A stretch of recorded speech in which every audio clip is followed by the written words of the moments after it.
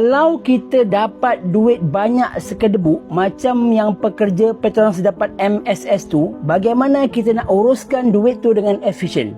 Secara lazimnya saya nampak ini, walaupun dapat duit VSS atau MSS, kebarangkalian duit ini habis sangat-sangat tinggi. Antara sebabnya adalah sebelum VSS atau MSS diagihkan kepada staf-staf, apa yang terpaksa dilakukan adalah staf tersebut kena bayar cukai untuk duit tersebut.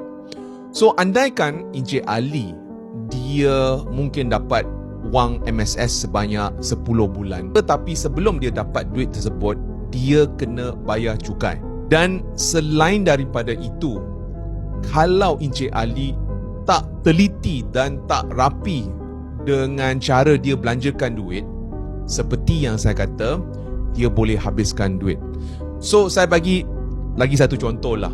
Dulu saya teringatlah, ada dua grup kawan-kawan saya. Satu, selepas mereka dapat duit VSS, mereka pergi joli.